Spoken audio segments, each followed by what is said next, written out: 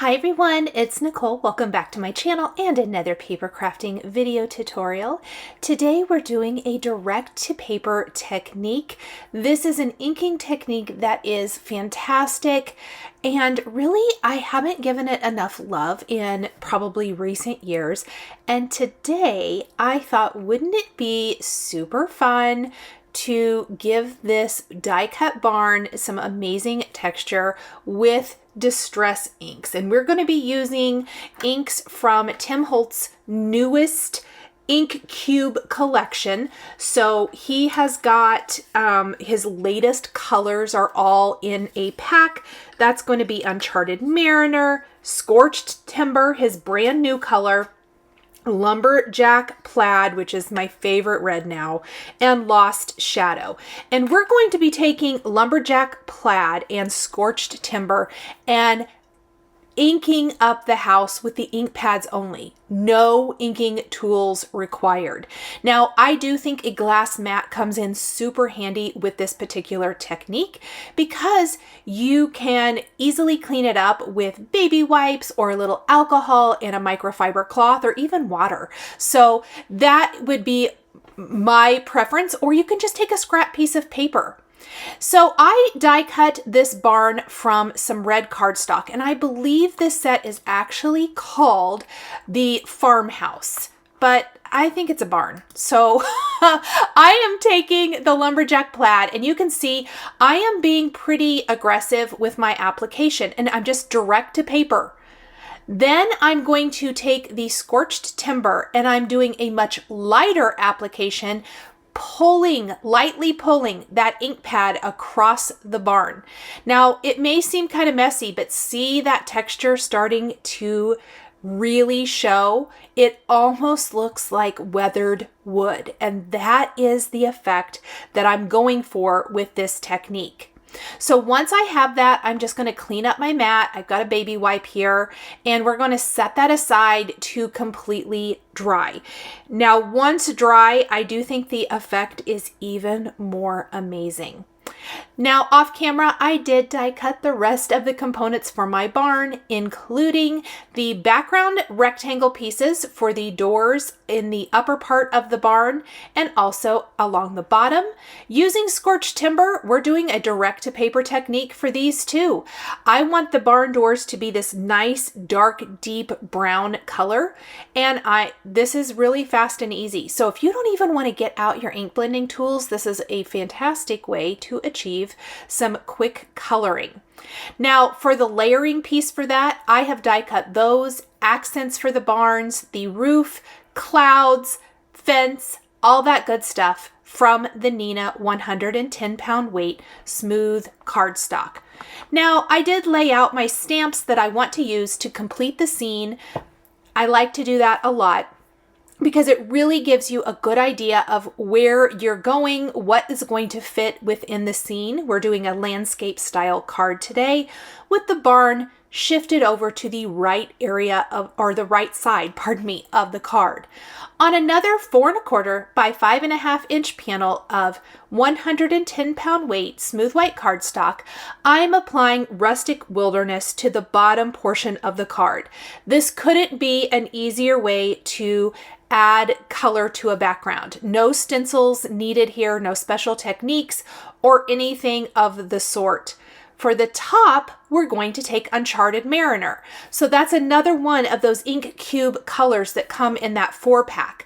So if you've been waiting for some of these 4-packs, I personally love the little cubes for the regular distress inks.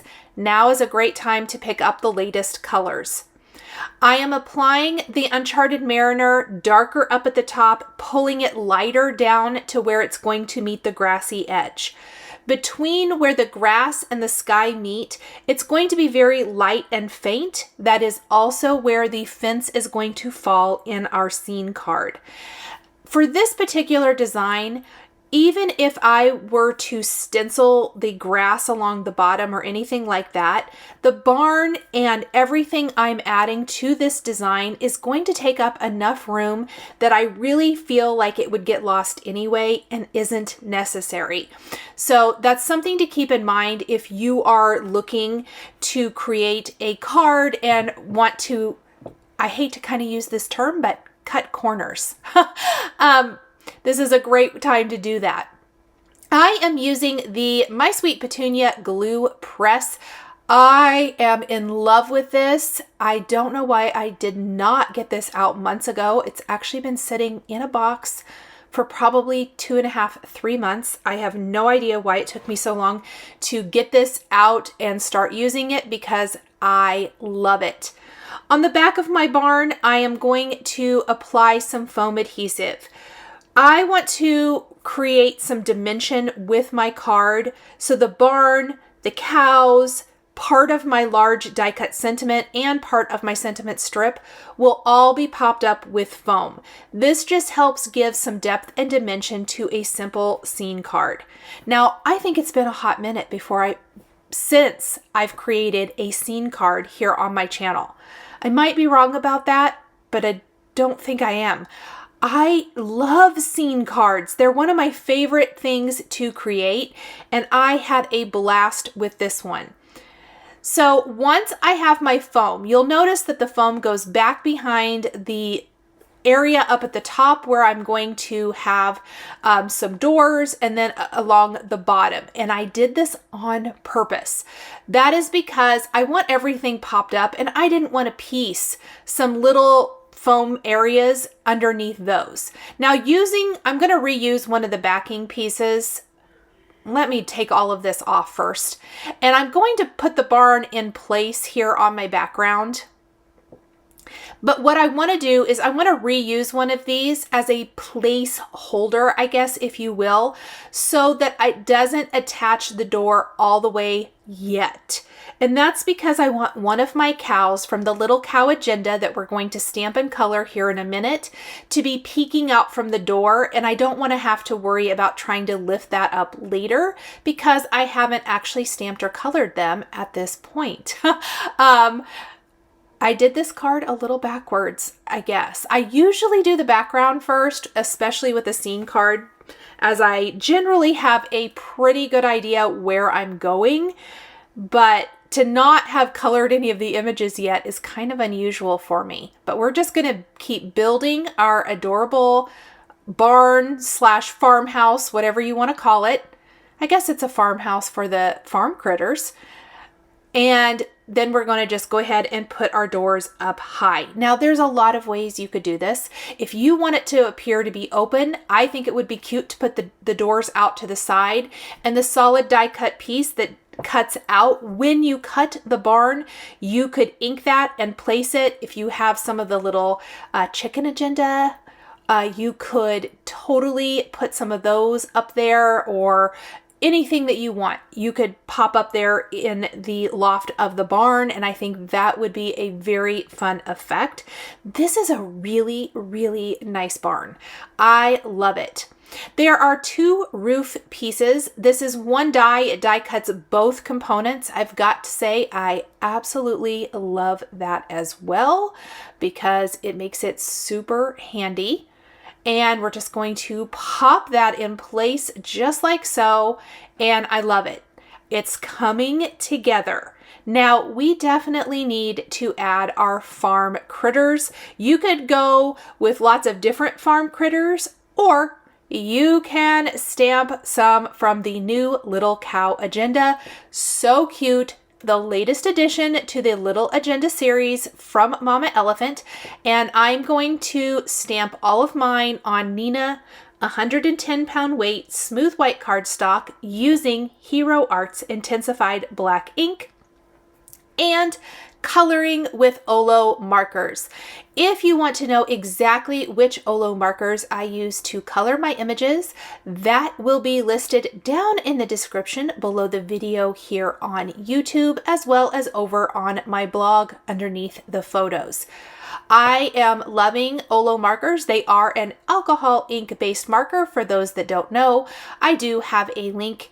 If you are interested in purchasing them, you can grab them directly from Olo, or you can pick them up at your favorite craft supplier.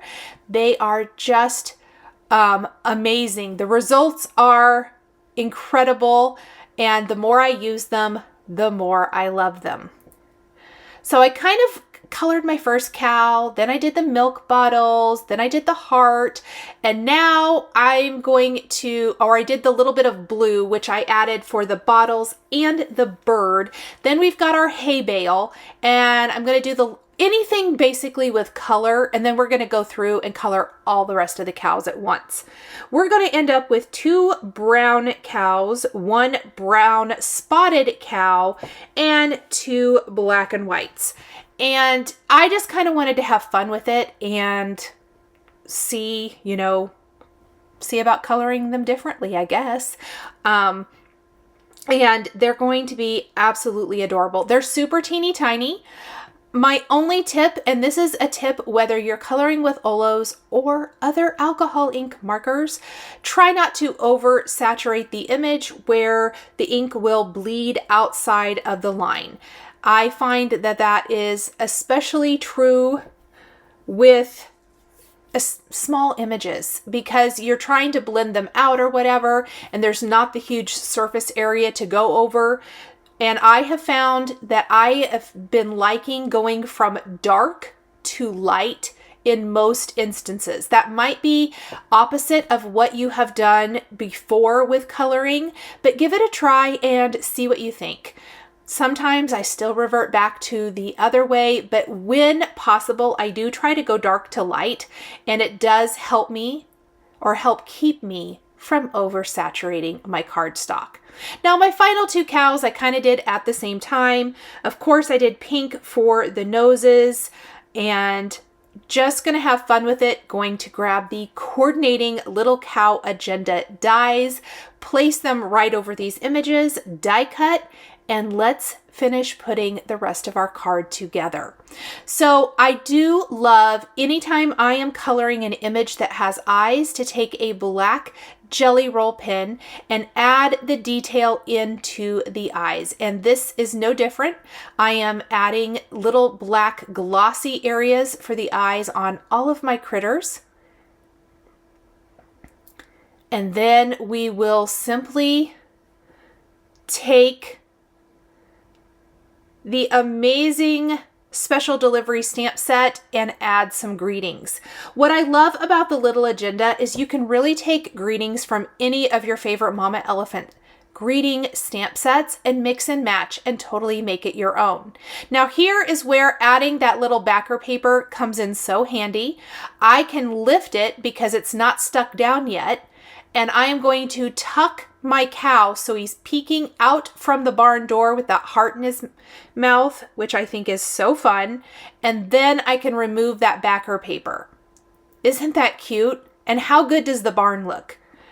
I love it. I love that we didn't even add any texture. We didn't use textured cardstock, and we got the look and feel of wood grain just by using that swiping technique with our ink pads.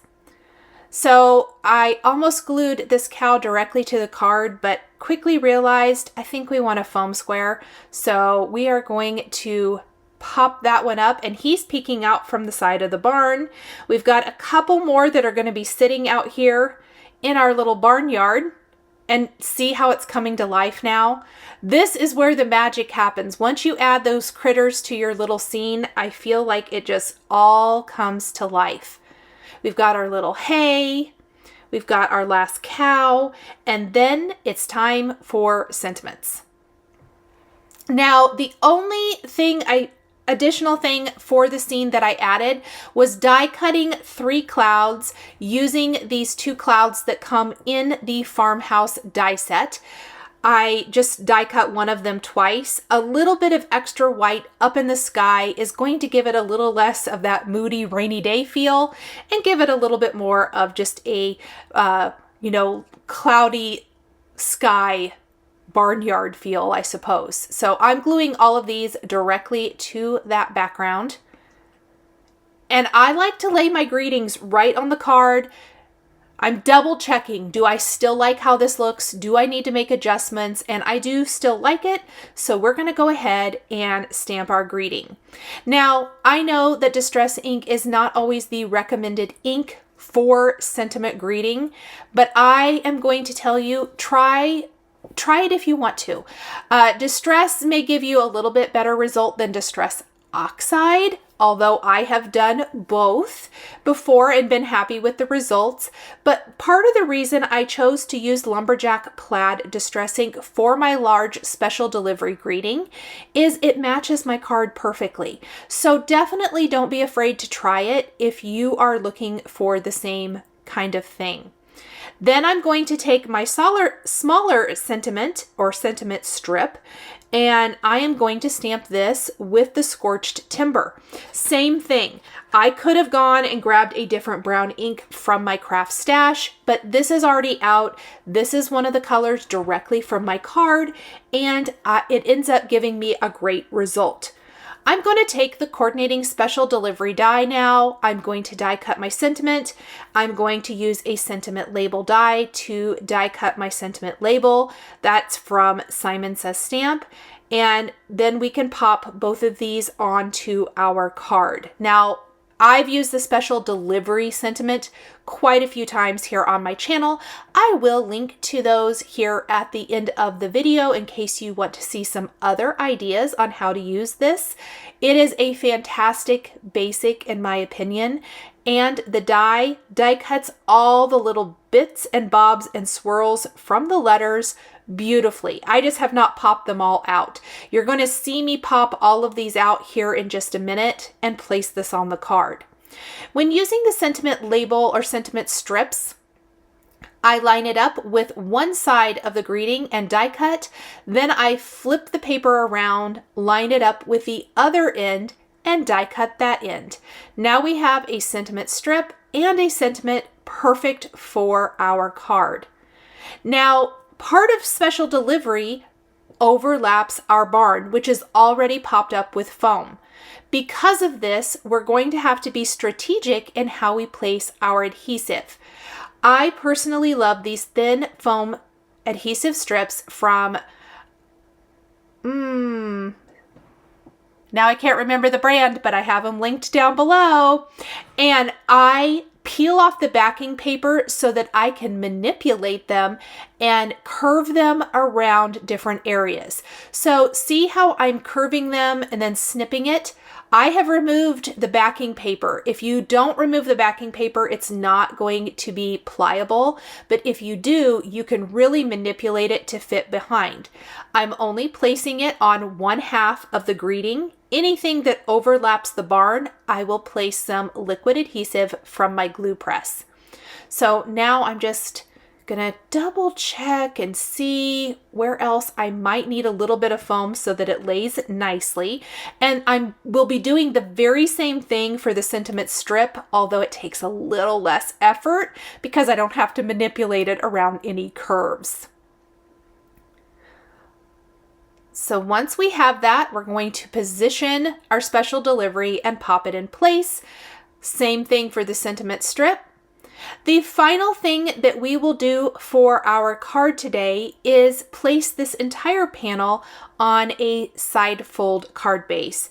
I really felt like I didn't need to add anything extra. This is a pretty busy card, but very well balanced. And I hope you guys have enjoyed maybe revisiting the direct to paper technique. And if you're new to card making, maybe it has given you some ideas on how to ink up your own die cuts or backgrounds using the direct to paper technique. It is super fun, super easy, and no special tools required. Thank you guys so much for joining me today for this barnyard themed scene card featuring Mama Elephant stamps and dies from the January 2024 release. The supplies I used to create my card are listed and linked below the video here on YouTube. Thank you guys so much for joining me today, and we'll see you in the next video.